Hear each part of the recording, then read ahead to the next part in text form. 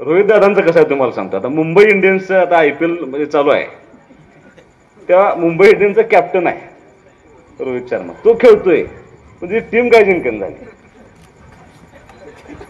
तसं रोहित दादांचं राजकारणात झाले, त्यांचा परफॉर्मन्स आहे, पक्षाला काय त्यांच्या परफॉर्मन्स करता येईल झाला. आमचं आपलं मत असं आहे की very good man but in bad company. पण दुसरं वैशिष्ट्य असं आहे की त्यांचं एक चांगलं आहे, ते पक्षात राष्ट्रवादीचे आहेत, पण फडणवीसांचे संबंध चांगले आहेत, अजितदादांचे संबंध चांगले आहेत, नितीन गडकरींचे संबंध चांगले आहेत, एकनाथ शिंदे साहेबांचे संबंध चांगले आहेत. मला असं वाटतंय रोहित दादा, कदाचित तुम्ही जर UPSC दिली असती तर ह्या सगळ्या गुणांचा तुम्हाला त्या ठिकाणी फायदा झाला असता आणि तुम्ही आज फार मोठे अधिकारी झाला असता असं म्हटलं तर काही वावगं ठरणार नाही असं मला वाटतंय. कारण विरोधात असून सुद्धा हे सगळे राजकीय माणसं हाताळायची कशी याची लकब आबांच्या पेक्षा जास्त तुमच्याकडे आले की असं म्हटलं तर काही वावगं ठरणार नाही. मी फक्त एकच बरं वाटलं मला तुमचं, मी ह्यांना अंदाज घेत होतो, म्हणलं कुठंपर्यंत आले हे मला सांगायचे, इथंपर्यंत आले तिथंपर्यंत आले, मग मी तुम्हाला फोन करून दिला, मी सांगायचं अजून पाठीमाग आहे. तुम्ही मला तेवढं खरं सांगितल्याबद्दल मी तुमचा आभार आहे. आता भैया, आज जरी संघ आमचा मजबूत नसला तरी आमचा निम्मा संघ हा स्टेडियमच्या बाहेर बसलाय, निम्मा संघ आत खेळतोय. आता त्यातल्या निम्म्या संघानं काल सबस्टिट्यूट प्लेअर खेळायला घेतलेले आहेत. आता त्यात जर आम्ही मिसळलो तर आमचा संघ किती मजबूत होईल याचा अभ्यास भैया करायला लागेल. त्यामुळं सध्याची परिस्थिती बघता या सगळ्या गोष्टींचा अभ्यास केल्यानंतर 5 वर्षानंतर फायनल आम्हीच मारणार आहे यात मात्र मी निश्चितपणाने विश्वासाने सांगू इच्छितो. पण एका गोष्टीचं मनापासून कौतुक आहे, अनेक लोकांकडून आजूबाजूच्या शिकायला मिळत असतं. मी मागणी येताना पाऊसच घेऊन आलोय,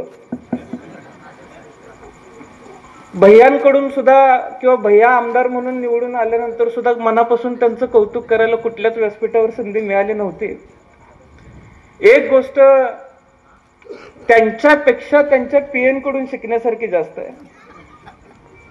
ही दोघं एवढी हुशार आहेत, मी फक्त ही दोघं काय मागण्या करतायत हेच बघत असतोय आणि ही जी मागणी करतील दुसऱ्या दिवशी त्याच आशयाचं आपलं पत्र तिथं पोच झालं पाहिजे याची सुद्धा काळजी मी घेत असतो.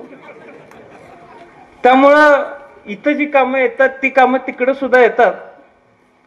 फक्त माझी एवढीच विनंती आहे की तुम्ही टेंबूचं पाणी सोडल्यानंतर आम्हाला खाली पाणी मिळतं. थोडंसं मागच्या काळात तुमचं दुर्लक्ष झालंय, पण आता पाणी जरा पुढे जाऊ द्या अशी विनंती करायला मी खरं तर घाटावरती आलेलो आहे. त्यामुळे ओसंडून वाहणारा हा प्रेमाचा झरा आहे. फार काही म्हणणार नाही किंवा दुसऱ्या मतदारसंघात म्हणणार नाही, किमान पाहुण्याकडे तरी पाणी सोडा एवढीच अर्थ हाक आज मी बेनापुरात घालू शकतो. फार बोलायची इच्छा आहे. कार्यक्रम माझ्यामुळे थोडासा लांबवावा लागला याबद्दल क्षमस्व सुद्धा व्यक्त करतो. आज फार दिलखुलास बोलता आलं नाही कारण पाऊस पडतोय, त्या दोघांनाही बोलायचं आहे. पण पुन्हा एकदा काहीतरी निमित्त काढा, आम्हा दोघांनाच मुद्दाम बोलवा, कारण आमच्या दोघांची जुगलबंदी खरं तर मी मनापासून आनंद मला तेव्हा झाला, शक्तीपीठ खंडेराजुरीला जोडा वाढल्यावर मला मनापासून आनंद झाला, कारण आमचा तिकडे राहतोय, आमचे शेतकरी खुश झाले. पण एकमेकांना सांभाळून जर घेतलं तर चांगलं काम या परिसरामध्ये होऊ शकतं.